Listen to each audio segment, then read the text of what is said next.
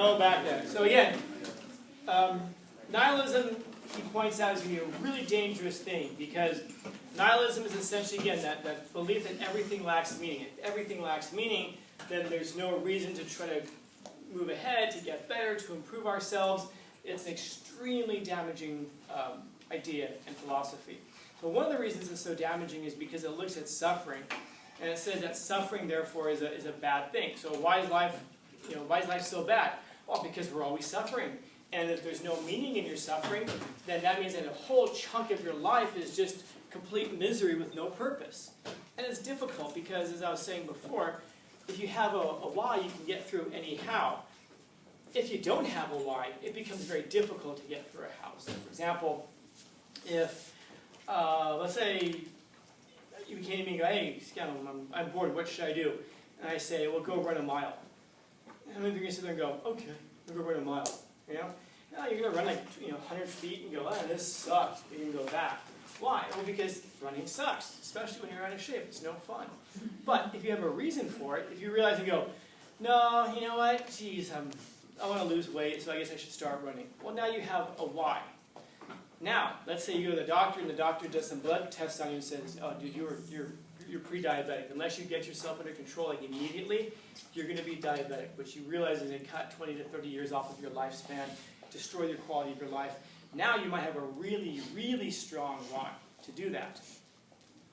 But again, if there's no why, then there's no reason. There's no purpose. There's no meaning. So nihilism is extremely damaging. Now, contrasting that with Nietzsche's view, the higher man is going to recognize that suffering is a precondition for greatness. Don't miss that. Suffering is a precondition for greatness. If we eliminate suffering, we eliminate greatness. If we eliminate suffering, then we're going to eliminate greatness. And if we eliminate greatness, then we're just going to be promoting nihilism. So, again, suffering is a precondition for greatness. And this seems to make sense, because all of the great things that you do in your life are going to center around overcoming some obstacle. And the obstacle is only an obstacle because it's suffering. If you love buffalo wings, eating buffalo wings is not going to be suffering to you. Eating a bunch of them is not going to be a challenge. And eat a bunch of broccoli or asparagus, maybe, that might be something harder for you to do. Those are very simple ways of thinking about it, but this is the idea. Suffering is a precondition for greatness. You have to suffer in order to become great. And so, our ultimate goal, he says, is to become this thing, the Übermensch.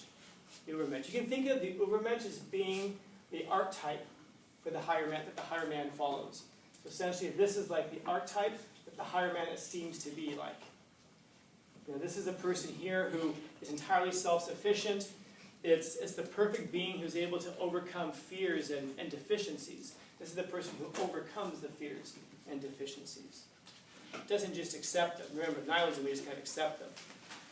The herd morality will be to accept our frailties and deficiencies. I was talking with, last period, I can't remember her name. It was a YouTuber I was watching a few months ago. And I watched 3 videos of her because one of my students was recommending them. And in her 3 videos, in each of the 3 videos, she mentions having a learning disability. Like, as you guys know, I have a learning disability. Well, why do you feel the need to tell everybody about that? And we will look at that and we'll say, oh my goodness, she's so brave for having a learning disability. She's so brave for admitting it. Well, of course, the herd would think that. Why?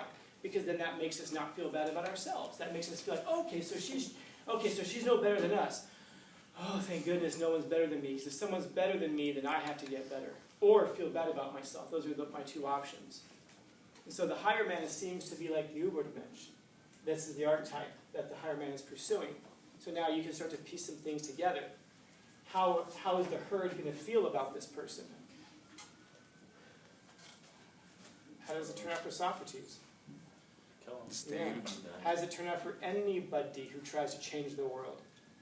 Yeah, you get shot, remember? If you try to change the world, you're going to get shot. Or get stabbed, like Caesar. Yeah, or stabbed. Or poisoned. Or poisoned, or crucified, or any of these number of ways to go, yes. Yeah. So the ideal for the higher man is to reach that status of the Übermensch. But he points out that you can only be this thing here in little flashes, little moments of greatness. little flashes and moments of greatness. No one can be this your entire life. But that doesn't mean you shouldn't esteem to it. People will oftentimes say, oh, well, no one's perfect. And then we all go, yeah, that's true, no one's perfect. Because if we acknowledge that, that allows us to settle into the idea that we're not perfect and to be okay with that. Nietzsche says, don't be okay with your imperfections. Always strive to become that thing. Can you ever reach it? No. But that doesn't mean you shouldn't be striving for it, because by striving at this, you're going to become better than what you could have been otherwise. I was mentioning this a few weeks ago that somebody I know who has on their Instagram this thing of, to accept your imperfections because nobody is perfect. And we sit there and go, yeah. And their very next post was one that said to shoot for the stars, because even if you miss, you'll still reach the moon. And then we're like, yeah. Okay, that person's never been in solitude. To consider those two things and that they're contradictory.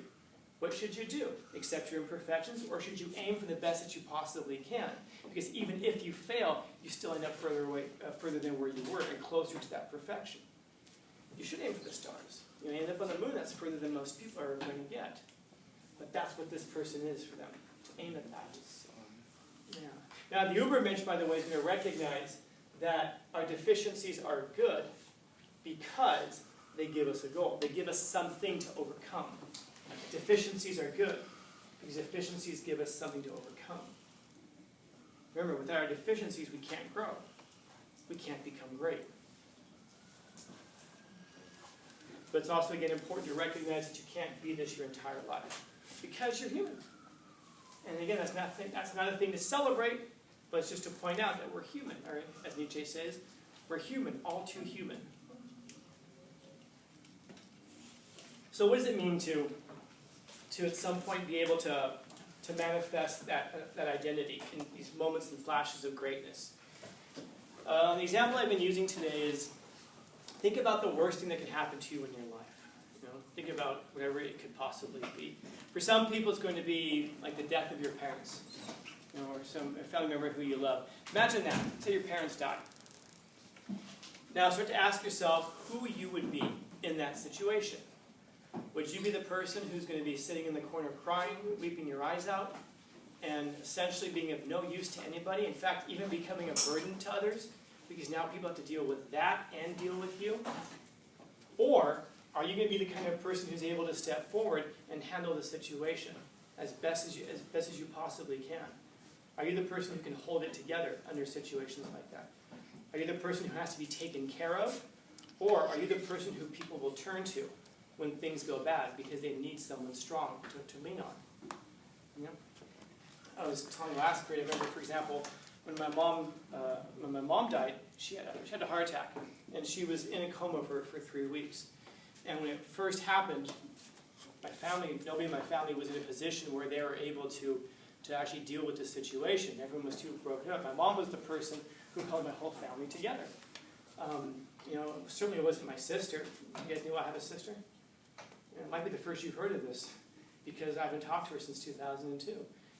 Certainly it wasn't my brother, who I haven't talked to since then as well. But it was my mom who was this glue who held everyone together.